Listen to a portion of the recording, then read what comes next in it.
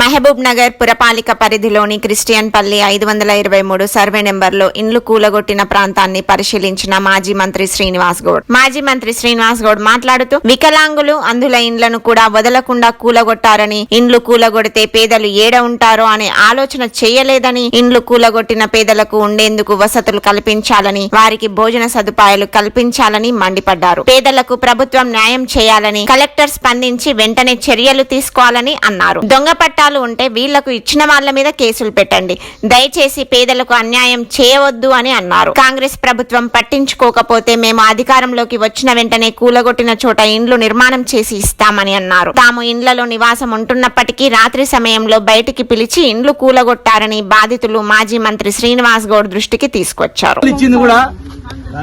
కాంగ్రెస్ ప్రభుత్వంలోనే ఇచ్చిండ్రు. ఇప్పుడు కాంగ్రెస్ ప్రభుత్వంలోనే పట్టాలు ఇచ్చిండ్రు. కాంగ్రెస్ ప్రభుత్వంలో పట్టాలు ఇచ్చిండ్రు. మేము ఉన్నప్పుడు ఇల్లు కట్టుకున్నారు.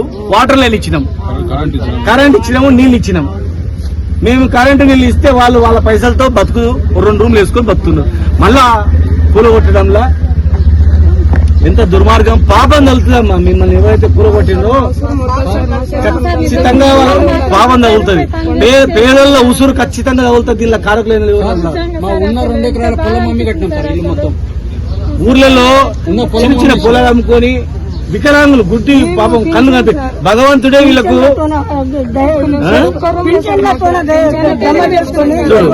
చూడు ఎంత దుర్మార్గమో. ఆగమ్మా కాదు, వాళ్ళు చెప్తుంటే వికలాంగుల పెన్షన్ తో దాచిపెట్టుకుని ఇల్లు కట్టుకున్నామని చెప్తుంటే, వికలాంగుల పెన్షన్ పైసలతో కట్టుకుని ఇళ్లను కూల్ చేస్తే కలెక్టర్ గారన్నా చూసి కూలగొట్టమని ఇన్ని ఇండ్లు 70 ఇండ్లు కూలగొడుతున్నప్పుడు మరి ఈ ఇండ్లు వాటర్ లైన్ ఎందుకు వేసిండ్రు, కరెంట్ ఎందుకు ఇచ్చిండ్రు, అప్పుడు కట్టేటప్పుడు ఏం చేసిండ్రు, పట్టాలు ఎందుకు ఇచ్చిండ్రు, పట్టాలు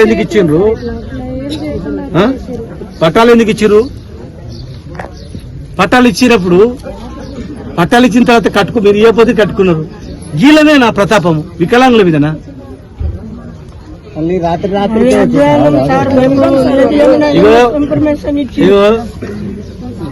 మీరు భయపడకండి, భగవంతుడు అంటూ ఉన్నాడు. మేము అధికారంలో ఉన్నప్పుడు పేదోళ్ళు ఇల్లు కూల్చలేదు, మేము ప్లాన్ చేసినాం. ఇక్కడ మరి దీని వెనకాల ఎవరు ఈ వికలాంగుల బ్లైండ్ కాలనీ ఎవరు కూలకొట్టడానికి ఎవరు ప్రోద్బలం చేసిండ్రో భగవంతుడు శిక్షిస్తాడు. ఒకటి మళ్ళీ మేము వస్తాం, 100కు 100% మీకు ఇండ్లు కట్టించి సిమెంట్ రోడ్లు వేసి మీకు బ్రహ్మాండంగా చేస్తాం. ఇప్పటికైనా కలెక్టర్ గారు వచ్చి చూసి వెరిఫై చేసి, ముఖ్యమంత్రి గారు సొంతం జిల్లాలో ఇట్లా వికలాంగుల పైన దళితుల పైన దాడి జరిగి బయటపడేస్తే మరి మీరు వెంటనే దీని మీద ఎంక్వైరీ చేయించి పట్టాలు లేకపోతే వాళ్ళకి పట్టాలు ఇవ్వండి, పట్టాలు ఉంటే వాళ్ళకి నష్టపరిహారం కట్టించి మళ్ళీ ఇండ్లు కట్టించి ఇవ్వాలి. వాళ్ళకి యాక్సిస్ గా మళ్ళీ ఇండ్లు కట్టించి రోడ్లు వేసి వాళ్ళకి అప్పచెప్పాలా. లేనట్లయితే ఖచ్చితంగా వీళ్ళ ఉసురు గ్యారెంటీగా తగులుతుంది. మీరు కట్టియకపోతే మీరు ధైర్యంగా ఉండండి, మళ్ళీ మేము వస్తాం, 100% మేము కట్టిస్తాం. దీనికి కారకులైన వాళ్ళ మీద కూడా ఎవరైతే అధికారులు అత్యుత్సాహంతో చేసిండ్రో వాళ్ళ మీద కూడా యాక్షన్ తీసుకోవాలి. ప్రభుత్వం ఉన్నది పేదల గురించి. పట్టాలు లేవనుకున్న 2 3 అనుకో, లేకపోతే వాళ్ళకి పట్టాలు ఇవ్వండి. అసలు అందరికి పట్టాలే ఉంటాయి కదా. మీరు వెరిఫై చేయకుండా, నోటీసులు ఇవ్వకుండా, విచారణ చేయకుండా అర్ధరాత్రి 100 మంది వచ్చి పోలీస్ సిబ్బందితో ఉరికొచ్చి జేసీలు పెట్టి టపా టపా టపా కూల్చేస్తే ఇది ఎంతవరకు సమంజసమని అడుగుతా ఉన్నాను. వర్షాకాలం నేను కూర్చొని ఇట్లా మాకు దారి లేదు సార్. మేము ప్రభుత్వాన్ని కలెక్టర్ గారికి మేము చెప్తున్నాము, వీళ్ళకి పునరావాసం కలిగించండి. జనరల్ గా పేదోళ్ళు గుడిసెల దగ్గర వర్షాలు పడ్డాయంటే తీసుకుపోయి పంచాలు పెట్టి భోజనం చేపిస్తాం, తిండి పెడతారు, బట్టలు ఇస్తారు. కానీ గీల పైన నీవు అనుకుంటున్నా మీకు అర్థమైతే లేదు. ఇలాంటి బాబు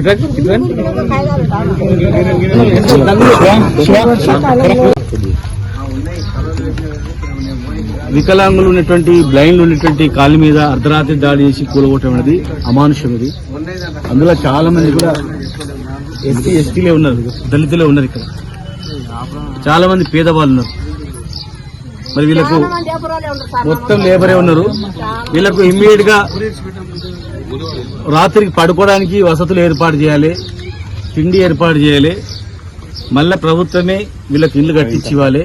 కావాలనుకుంటే ఈ కాలనీకి ఏదైనా పేరు పెట్టుకోండి, ఇందిరమ్మ ఇల్లు ఇస్తున్నారు కదా, ఇక్కడే కట్టించేయండి, ఇక్కడే కట్టించి వాళ్ళకి చేయండి. పేదవాళ్ళ పైన చేయడం అనేది ఉన్న ప్లేస్ వాళ్ళ ప్లేస్ వాళ్ళు 15-20 ఏళ్ళు చూపుతున్నారు. వాళ్ళ ప్లేస్ లో వాళ్ళకు కట్టించి ఇవ్వాలి. ఏదున్నా కూడా పేదవాళ్ళ మీద మనం చేయడం అనేది, పేదవాళ్ళ పైన ఇట్లా దౌర్జన్యం చేయడం అనేది, వాళ్ళు ఎవరు అడగరు కదా అని అర్ధరాత్రి వచ్చి దాడి చేయడం అనేది చాలా తప్పది. దీని మీద ఎవరు కారకులైనా అది క్షమించరానటువంటిది. ఇది జనరల్ గా ఏదైనా కంప్లైంట్లు వచ్చినా అధికారులు వెరిఫై చేసి వాళ్ళకు న్యాయం చేయాలి తప్ప వాళ్ళని కూలగొట్టి రోడ్ల మీద పడేస్తే ఇప్పుడు ఏమొస్తుంది? వాళ్ళు ఎవరు చెప్పుకోరు, ఎవరు ప్రాణం పోతుంది, దానికి ఎవరు బలవుతారు చెప్పండి. మీడియా మిత్రులు కూడా దయచేసి గమనించారు, మీకు కూడా పిల్లలు ఉన్నారు. ఇంతమంది చిన్న పిల్లలు ఇప్పుడు ఈమె కూడా ఎక్కడ పోయి పడుకుంటా చెప్పి ఈయన బిడ్డ ఎక్కడ పోయి పడుకుంటా చెప్పు, రాత్రి కూడా ఎక్కడ పోయి పడుకుంటా చెప్పండి. ఇంత కనికరం లేకుండా కూర్చోడం ఏంది? ఇంత కనికరం లేకుండా పేదవాళ్ళ మీద, పేదవాళ్ళు 20 ఏళ్ళు 15 ఏళ్ళు కట్టిన ఇళ్ల మీద దాడి చేసి పోగొట్టడం అనేది చాలా తప్పది. మరి కలెక్టర్ గారు ఇమ్మీడియట్ గా స్పందించి నేను కలెక్టర్ గారితో మాట్లాడతాను. దాన్ని ముఖ్యమంత్రి గారి దృష్టి తీసుకెళ్లి వెంటనే వీళ్లకు న్యాయం చేయాలా. లేకపోతే మాత్రం ఈ ప్రభుత్వం పేదల ఉసురు పోసుకున్నట్లయితుంది గ్యారెంటీగా. మీరు ఏకపోయినా మీరు ఏం భయపడకండి అమ్మా, మీరు భయపడకండి. నేను మాటిస్తున్నా మీరు ఉండాలని మేము లైన్లు వేసినాం, వాటర్ లైన్లు వేసినాం, చేసినాం. ఎవరైనా వీళ్ళ దగ్గర ఎవరైనా పట్టాలు, దొంగ పట్టాలు ఉంటే అమ్మిన మీద కేసులు పెట్టండి. వీళ్ళ పట్టాలు వెతనో ఎవరైనా మధ్యవర్తులు డబ్బులు వసూలు చేస్తే వాళ్ళ మీద కూడా కేసులు పెట్టండి. పేదోళ్ళతోన డబ్బులు తీసుకొని పట్టాలు ఇప్పించడం పెట్టండి, పేదోళ్ళని మోసం చేయడం పెట్టండి, ఏ పార్టీనో పెట్టండి. ఈ పార్టీ మా పార్టీ మీ పార్టీ అని కాదు, ఎవరు మోసం చేసినా వాళ్ళని వదిలిపెట్టకండి, కానీ పేదోళ్ళని మాత్రం వదిలిపెట్టండి దయచేసి. వాళ్ళకి ఇమ్మీడియట్ పునరావాసం చేయాలి, వాళ్ళకి ఏర్పాటు చేయాలి, వాళ్ళకి ఏర్పాటు చేసి వాళ్ళకి చేయాలి. ఇది ఇంత దారుణంగా ఎప్పుడు జరగలేదు, మేము కూడా ఎప్పుడు చూడలేదు కూడా ఇట్లా.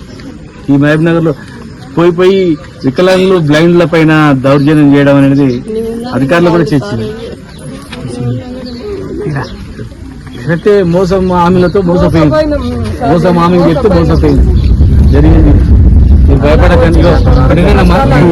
ఎవరైతే ఇల్లు ఉంటుందో మిగతా పక్కన ఉంటుందో ఆ ఇంట్లో మండి పెట్టుకోండి, పక్కన ఆయన పెట్టుకోండి. 2 రోజులు ఎవరి ఉండండి, మేము మాట్లాడతాం. ఎవరు ఇంటి దగ్గర చిన్న ఏదో తీసుకొని ఉండండి. కలెక్టర్ గారితో మాట్లాడతాం, చీఫ్ సెక్రటరీ గారితో కూడా మాట్లాడతాం, మేము సిఎస్ గారితో కూడా మాట్లాడతాం. ఈయన బొజ్జే నాయక్ వికలాంగుడు, భార్య పేరు బామిని, ఈమె హ్యాండిక్యాప్డ్. ఈ అమ్మాయికి కన్ను కనపడదు, ఈమె బిడ్డ 2 కళ్ళు కనపడవు. ఈమె చూడండి ఇంత కనికరాలు, 2 కళ్ళు కనపడవు ఈమె. ఈ బాబు ఏం పేరు బాబు? గణేష్. వీళ్ళ నాయన హ్యాండిక్యాప్డ్, ఈయన కూడా 2 కళ్ళు కనపడవు. వీళ్ళ అక్క ఏం పేరు? శ్రీవాణి. ఈమె కూడా 2 కళ్ళు కనపడవు. నీ పేరమ్మా? బాలమణి.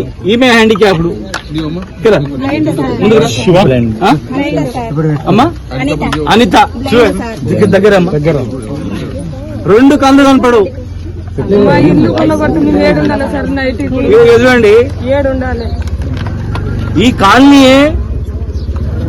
Handicapped blind colony. ఈ కాలనీలో ఉన్న వాళ్ళందరూ కూడా వికలాంగులు, దళితులు, హ్యాండిక్యాప్డ్, బ్లైండ్. ఈమె 15 సంవత్సరాల నుంచి ఈయన ఉన్నాడు. 15 సంవత్సరాల నుంచి ఈయనకు హౌస్ ట్యాక్స్ కడుతున్నాడు, నల్ల కడుతున్నాడు, గవర్నమెంట్ నల్లలు ఇచ్చడం, కరెంట్ ఇచ్చడం, కరెంట్ బిల్ కడుతున్నాడు. ఈ అమ్మాయి 2 బిడ్డలు, ఈమె బిడ్డ.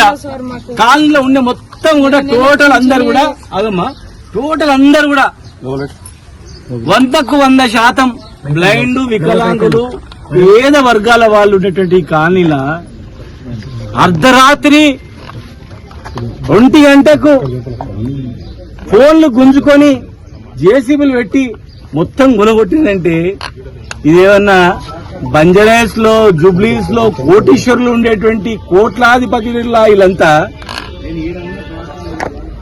ఇంత అన్యాయమా? అసలు కనికరం ఎట్లా రాలేదు? వీళ్ళని చూస్తే ఏడు పెట్టుకు రాలేదు. వీళ్ళని చూస్తే 15 సంవత్సరాలు వీళ్ళు ఈ ఇంట్లో ఉంటే ఈ చిన్న పిల్లని ఇప్పుడు ఎక్కడ పోవాలి? ఈ చిన్న పిల్ల ఎక్కడ పోవాలా? ఇంత దారుణమా? 2 ఆడపిల్లలు, ఈమె ఎక్కడ పడుకోవాలా?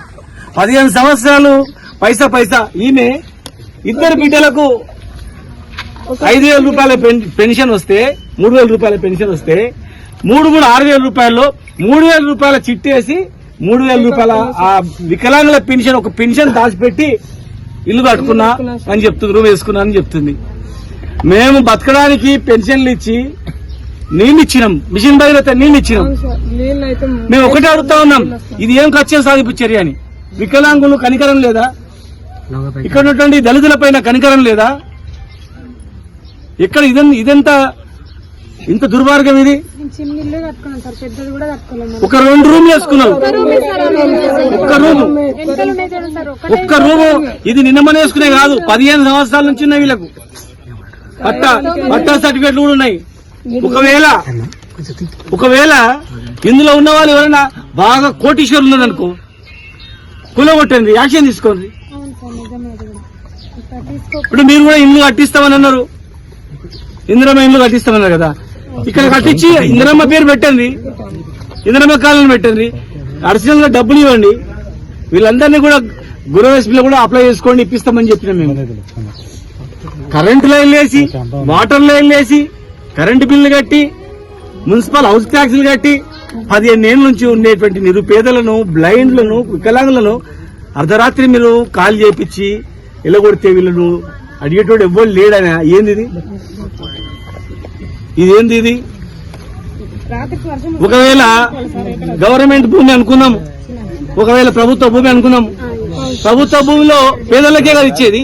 మీరు ఐడెంటిఫై చేసి వీళ్ళకు ఇల్లు ఉన్న వాళ్ళకు ఇల్లున్నాయా, పేదల్లో కాదని మీరు వెరిఫై చేసి వాళ్ళకు పట్టాలు ఇష్యూ చేయండి, వాళ్ళకే పట్టాలు ఇష్యూ చేయండి. మరి పట్టా పేపర్లు ఇచ్చిన తర్వాత ఎందుకు కూలగొడుతున్నారు అడుగుతా ఉన్నాం. మళ్ళీ చూడండి, ఈ పట్టాలు ఇచ్చింది కూడా కాంగ్రెస్ ప్రభుత్వంలోనే ఇచ్చింది. మరి ఇప్పుడు బాబు కాంగ్రెస్ ప్రభుత్వంలోనే పట్టాలు ఇచ్చిండ్రు.